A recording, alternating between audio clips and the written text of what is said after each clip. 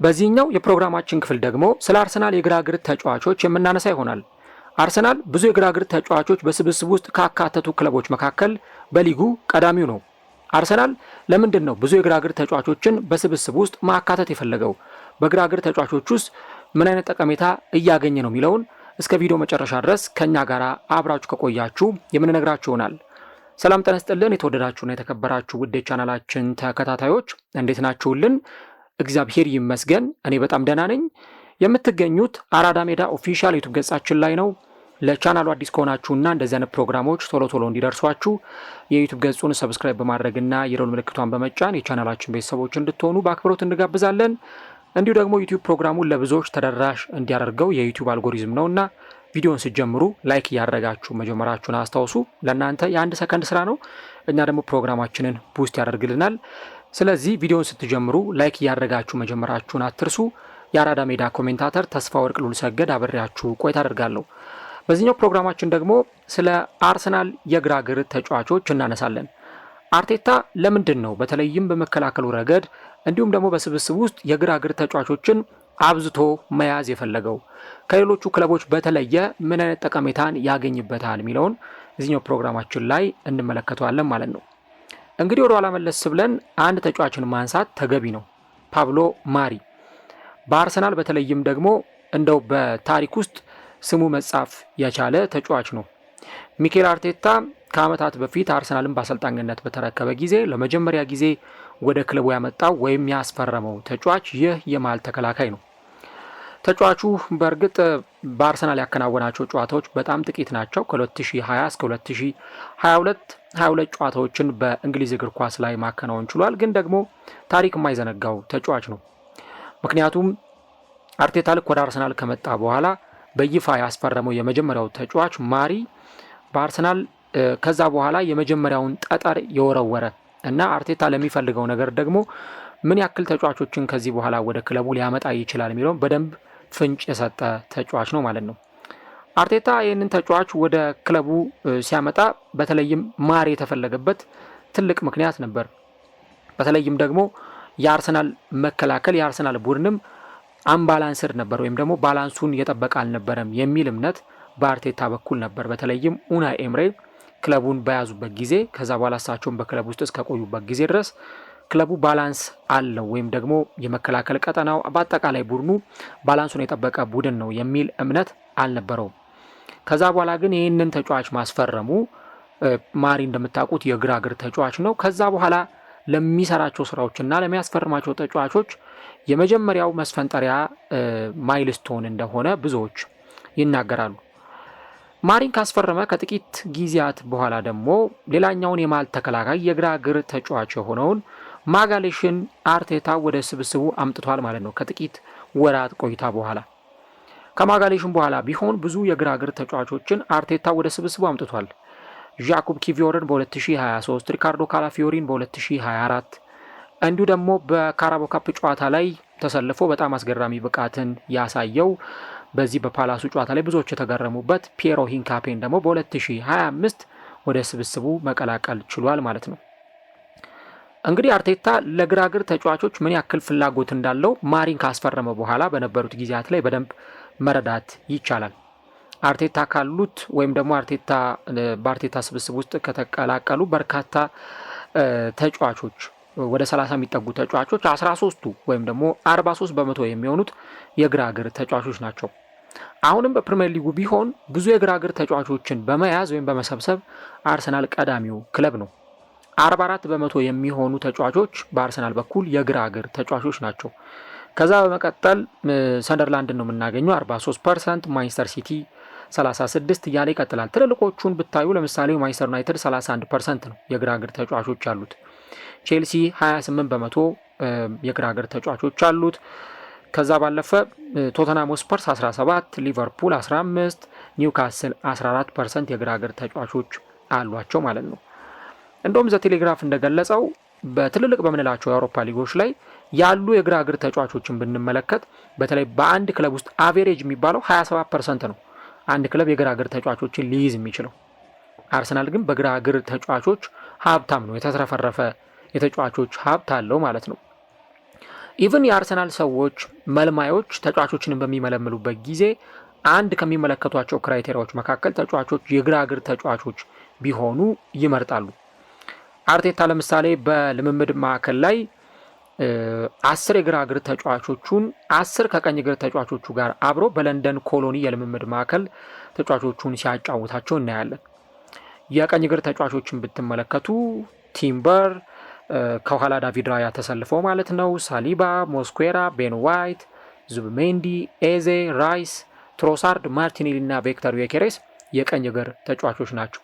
እነዚህን ተጫዋቾች አንድ ላይ ያሰልፍና ከዛ ደግሞ የግራ እግር ተጫዋቾችን ኬፓን ከኋላ አሰልፎ ስኬሊ፣ ማጋሌሽ፣ ኢንካፔ፣ ካላፊዮሪ፣ ሜሪኖ፣ ኦዴጋርድ፣ ኖዋኔሪ፣ ማድዌኬ፣ ሳካና ሃቨርትዝን አንድ ላይ ደግሞ በግራ እግር ተጫዋቾች ዘርፍ አሰባስቦ ልምምድ ማዕከል ላይ ሲያጫውታቸው ይታያል ማለት ነው።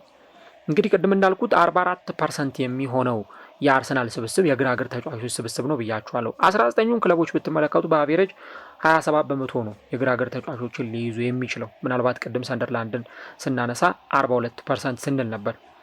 ግን ደግሞ ይህንን ጠቀሜታ የሚያውቀው አርቴታ ነው። ለምን የግራ እግር ተጫዋቾችን በስብስብ ውስጥ እያበዛ ይጠቀማል የሚለውን እና እሱ ሲናገር ምን ይላል?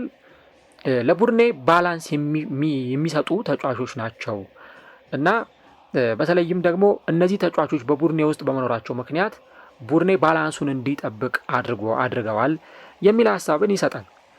እንግዲህ የግራ እግር ተጫዋቾች አርቴታን በበለጠ ከሌሎቹ ክለቦች ለምንድን ነው እየጠቀሙት ያለው የሚለውን ስንመለከት የግራ ሴንተር ባክ ተጫዋቾች በግልጽ በሆነ ሁኔታ በግራ ሌፍት ባክ ቦታ ላይም ደግሞ መጫወት ይችላሉ። ለምሳሌ አዲሱ ፈራሚ ሂንካፔን ብትመለከቱ የግራ ሴንተር ባክ ሆኖ መጫወት ይችላል። አስፈላጊ ደግሞ ሲሆን በግራ ሴንተር ባክ በግራ ሌፍት ባክ ቦታ ላይ መጫወት ይችላል። ልክ እነ ካላፊዮሪ እነ ስኬሊ በሚጫወትበት ቦታ ማለት ነው። ስለዚህ ሞር የበለጠ ቨርሳታይል የሆኑ ተጫዋቾች ይበዛሉ። የግራ እግር ተጫዋቾች ከሆኑ ቨርሲቲሊቲያቸው ይጨምራሉ። ከአንድ ቦታ በተጨማሪ 2 ቦታ 3 ቦታዎች ላይ መጫወት ይችላሉ ማለት ነው። ከዛ በተጨማሪ የግራ እግር ተጫዋቾች ከቀኝ እግር ተጫዋቾች በበለጠ ሜዳውን የማስከፈት የቡድኑን የማጥቃት አቅም የበለጠ እንዲጨምር የማድረግና የቡድኑን ይሄ በጥቅጥቅ ብሎ የሚጫወቱ ክለቦች ሲገጥሙት አርሰናል እነዛን የማስከፈት እድል ይፈጥርለታል ይላል። ከቀኝ እግርም ተጫዋቾች በበለጠ የአርቴታ እምነት እንዲህ ያለው ነው። ቅድም እንዳልኩት የግራ እግር የሴንተር ባክ ተጫዋች በሌፍት ባክ ቦታ ላይ መጫወት ይችላል። ይሄ ማለት ኳሶችን በሚያቀብልበት ጊዜ ወደ ቀኝ ኳሶችን ስዊች እያደረገ እያሻገረ ማቀበል ይችላል። በአርሰናል የሚጫወት አንድ የግራ እግር የሴንተር ባክ ተጫዋች ሊሆን ይችላል። ከዛ ውጭ ደግሞ የቀኝ እግር ተጫዋቾችን ግን ብትመለከቱ ሞር የግራ እግር ተጫዋቾች የሚሰጡትን ግልጋሎት ላይሰጡ ይችላሉ ማለት ነው። ማሪን በ2020 ያስፈረመው አርቴታ ሲናገር በጣም ጠቃሚ ነው የዝውውር፣ ምክንያቱም ማሪ ቡድኔን ባላንስውን እንዲጠብቅ ያደርግልኛል። ከዛ ባለፈ ደግሞ የቡድኑን ባክላይን እንዲጠበቅ እፈልጋለሁ። ብዙ አማራጮች እንዲኖሩ እፈልጋለሁ። የማጥቃት ጨዋታን በምንጫወትበት ጊዜ የተቃራኒን መከላከል እንዲያስከፍቱልኝ የምፈልጋቸው ተጫዋቾች እንዲኖሩኝ እፈልጋለሁ። አማራጮቼ ብዙ እንዲሆኑ እፈልጋለሁ የሚል ሀሳብ ነበር የሰጠው። ይሄ ከፔፕ ጓርዲዮላ አስተያየት ጋር ተመሳሳይ ነው። በ2020 የማንቸስተር ሲቲ አለቃ ፔፕ ጓርዲዮላ አንድ ሀሳብ ሲሰጥ ነበረ። የቡድኑ የተከላካይ መስመር ተጫዋች አይመሪክ ላፖርትን በተመለከተ ስለ አይመሪክ ላፖርት ሲናገር በቢውልድ አፕ ረገድ በጣም ፈጣን ነው። ሌሎቹ እምብዛም ማድረግ የማይችሉትን ነገር እሱ ያደርጋል። ከዛ ባለፈ ደግሞ በቡድን ውስጥ የሚገኘው ጥሩ የግራ እግር የመሃል ተከላካይም ተጫዋች እሱ ነው የሚል ሀሳብን ያነሳል። አርቴታም እንደዚህ ላሉ ተጫዋቾች የበለጠ ፍላጎት የሚያሳድርበት ምክንያት የግራ እግር ተጫዋቾች ቅድም በነገርኳችሁ መንገድ ቡድኑን የበለጠ እንደሚጠቅሙ ስለሚያውቅ ነው። ኢቨን የአርሰናል የአካዳሚ አሰልጣኞችም የበለጠ ትኩረት አድርገው የግራ እግር ተጫዋቾችን ይልቁንም ደግሞ የግራ እግር የመሃል ተከላካይ ተጫዋቾችን ወደ የክለቦቻቸው ወደ ዋናው ቡድን እንዲመጡ ለማድረግ ከፍተኛ ስራዎችን እየሰሩ ይገኛሉ። እንግዲህ የአርቴታ ስኳድ እንዲህ ባለው መንገድ ነው አሁን ውጤታማነቱን እያስቀጠለ የሚገኘው። አሁን አርሰናል የፕሪሚየር ሊጉ መሪ ነው ብለን ስንል ወይም ደግሞ በአውሮፓ ውስጥ ከሚገኙ በጣም ትልልቅ ቡድኖች መካከል አንዱ ነው ብለን ስንል ዝም ብለን አርሰናል ማጥቃቱ ላይ ጥሩ ነው፣ መከላከሉ ላይ ጥሩ ነው ብቻ ብለን አይደለም የምናነሳው። ኢን ኤቭሪ ዲቴል አርሰናል በጣም ጥሩ የሆነባቸው ዲፓርትመንቶች ብዙ ናቸው። ከዛ ደግሞ ከመከላከል ውጭ የሚጫወቱ እንደነ ማርቲን ኦዴጋርድ፣ ሜሪኖ፣ ቡካዮ ሳካ፣ ኑኒ ማዱዌኬ የመሳሰሉ ተጫዋቾች ግራው መስመር ላይ የበለጠ በቀኙ መስመር መጫወት የሚችሉ የአርሰናልን ማጥቃት ጥሩ እንዲሆን ማገዝ የሚችሉ ተጫዋቾችን ደግሞ እዚህ ሁኔታ ላይ እንመለከታለን ማለት ነው። ለምሳሌ ሳካ በቀኙ መስመር ይጫወታል። ኦዴጋርድ ደግሞ ከሱ ጀርባ ሆኖ ተጫዋቹን ያግዘዋል። ተጫዋቹን በሚያግዝበት ጊዜ አርሰናል ማጥቃት ሲፈልግ የበለጠ የመከላከል ዞኑን የተጋጣሚን የመከላከል ዞን እነዚህ ተጫዋቾች የበለጠ ለማስከፈት ጥረት ሲያደርጉ ይታያሉ። ማድዌኬን ብትመለከቱት አዲሱም ፈራሚ በእርግጥ በግራ መስመር ላይ አርቴታ ሲያስጀምረው ተመልክተናል። ማርቲኔሊን ቤንች እያደረገ ሳካ ደግሞ ባልነበረባቸው ጨዋታዎች በቀኙ መስመር ላይ ሲጫወት ተመልክተናል ማለት ነው። ግን ደግሞ ለአርሰናል በትክክል ተፈጥሯዊ ዊንገር ኢንቨርትም እያደረገ የሚገባ ዊንገር ሆኖ እናየዋለን እና በኦልተርኔቲቭ አንግሎች ወይም የመስመር ማጥቃቶች ላይ እንደዚህ አይነት ተጫዋቾች መጫወት ይችላሉ። ለምሳሌ ማድዌኬን ብታዩት በቀኝም በግራም በኩል እንደ አስፈላጊነቱ ሊጫወት ይችላል። አሁን ተጫዋቹም ወደ ሜዳ ሲመለስ እንዲህ አይነቱን ነገር እንዲያሳይ መጠበቅ ጤናማነት ነው እና ደግሞ እንደዚህ ያሉ ጥቃቅን ነገሮች ላይ ትኩረት ማድረግና ለነዛ ነገሮች ትኩረት ሰጥቶ መስራት የትላልቅ አሰልጣኞችና የትላልቅ ክለቦች አንዱ መገለጫቸው ነው። አርቴታም በዚህ ምክንያት ነው እንግዲህ ለግራግር ተጫዋቾች ትልቅ ትኩረት የሚሰጠውና እነዚህ ተጫዋቾችም ደግሞ ትልቅ ጥቅም ይሰጡኛል ብሎ ስለሚያምን እዚህ ነገር ላይ ያለውን ነገር በመስጠት ብዙ ስራዎችን እየሰራ የሚገኘው። አርቴታ ከዚህ ጋር አያይዞ ሀሳብ መስጠቱን ይቀጥላል። በቃ ቡድኔን ባላንስ የሚያደርግልኝ ነገር ነው። ምክንያቱም አንድ ተጫዋች ጠንካራ እግር ሲኖረው፣ ለምሳሌ ቀኝ እግሩ ሊሆን ይችላል፣ ግራ እግሩ ሊሆን ይችላል። ጠንካራ እግር ሲኖረው ለሆኑ ነገሮች ኦሪየንትድ ይሆናል። የሆኑ ነገሮችን እንዴት ማድረግ እንዳለበት ያውቃል።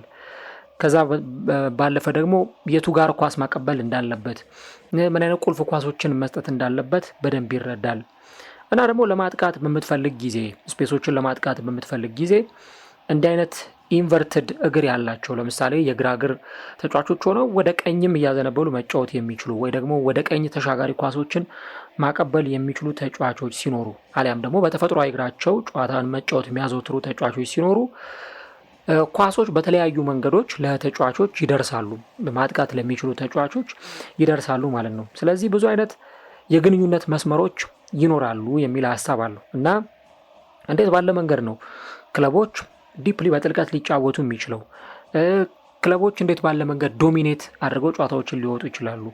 ይህ ነው ትልቁ ነጥብ ሊሆን የሚችለው እና አርቴታ ደግሞ በክለብ ውስጥ ካሉ ትልቅ ኤሌመንቶች መካከል ደግሞ አንዱ ይህ የግራ እግር ተጫዋቾች ኳሊቲ አርቴታን በደንብ እየጠቀመው እንዳለ እየተመለከትን እንገኛለን። ለምሳሌ የአርቴታ ምርጥ ተጫዋቾች ከሆኑት መካከል የአካዳሚ ምሩቅ የሆኑ ወይም ደግሞ ሄሊንድ ካፈራቸው ተጫዋቾች መካከል ሉዊስ ስኬሊ፣ ኤታን ንዋኔሪ እንዲሁ ደግሞ ማክስ ዳውማንን ብንመለከት እነዚህ ተጫዋቾች ግራ እግራቸውን የሚጠቀሙና በጣም ብሪሊያንት የሆኑ ተጫዋቾች መሆናቸውን እንገነዘባለን።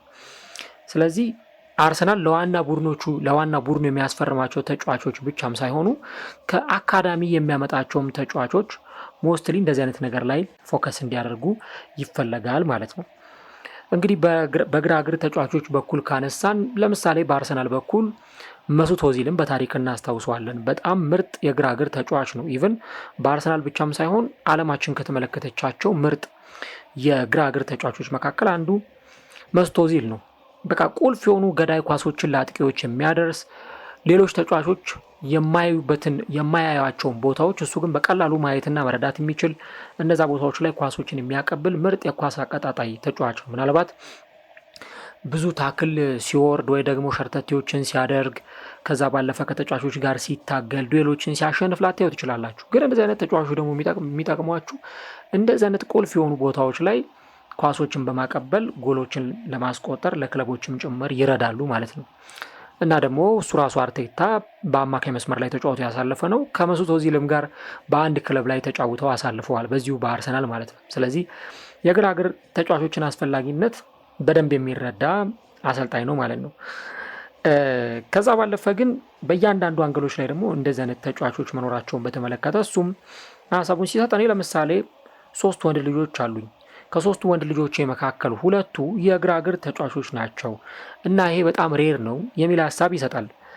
ምክንያቱም አንዷን በባለፈው አንድ ፕሮግራም ሰርተን ነበር። የራሱ የአርቴታ ልጅ በአርሰናል አካዳሚ ውስጥ እየተጫወተ እንደሚገኝ ስናነሳ ነበር እና የግራ እግር ተጫዋቾችን አሁን በባትሪ እንኳን ፈልጎ ለማግኘት በጣም አስቸጋሪ ነው። በተለይ ክለቦች በአካዳሚዎቻቸው ላይ በደንብ ስራዎችን ካልሰሩ በስተቀረ ወይ ደግሞ በተፈጥሮ ፈጣሪ የሸራቸው ብቃትን ይዘው ናቹራሊ ጊፍትድ የሆኑ ተጫዋቾች ካልተገኙ በስተቀር በጣም አስቸጋሪ ይሆናል እና አርቴታም ይህንን ስለሚያምን ነው እነዚህን ተጫዋቾች በገፍ ወደ ክለቡ የሚያመጣው እንዲሁም ደግሞ ለስካውቶቹ እንደዚህ አይነት ነገር ሪኮመንድ የሚያደርገው እና ከአካዳሚ እንደዚህ አይነት ተጫዋቾች እንዲፈልቁ የሚያደርገው። እሱም ሲናገር የግራ እግር ተጫዋቾች ለማየት በጣም የሚያስደስቱ እግራቸው ላይ ኳስ የሚያምርባቸው ተጫዋቾች ናቸው። ይሄ እርግጥ ነው እና ደግሞ ሜዳ ላይ የሆነ ልዩነት መፍጠር ይችላሉ ሲል ተደምጧል በአንድ ወቅት ሚኬል አርቴታ። ስለዚህ አርሰናል በተለይም በዘንድሮ ውድድር ዓመት የእንግሊዝ ፕሪሚየር ሊግን ዋንጫ የሚያሸንፍ ከሆነ አንድም ይህንን ዋንጫ ሊያሸንፍ የሚችለው በእነዚህ በግራ እግር ተጫዋቾቹ ሜዳ ላይ ፕሮቫይድ በሚያደርጉለት ነገር አማካኝነት መሆኑን መዘንጋት የለብንም ማለት ነው። አሁን አርሰናል በዓለማችን ላይ ምርጥ የተከላካይ መስመር ያለው ክለብ ስለመሆኑ ያለ ጥርጥር መናገር ይቻላል። ይሄንን ስንናገር አፋችንን ሞልተን ነው የምንናገረው። ምክንያቱም አሁን አውሮፓ ላይ ያሉ የምትሏቸውን ክለቦች ብዘረዝሩ ምናልባትም ደግሞ ስለ መከላከላቸው የሆነ አይነት ክፍተት የምታነሱባቸው ወይ ደግሞ መከላከላቸው ላይ የሆነ አጀስትመንት ማድረግ የሚፈልጉ ናቸው።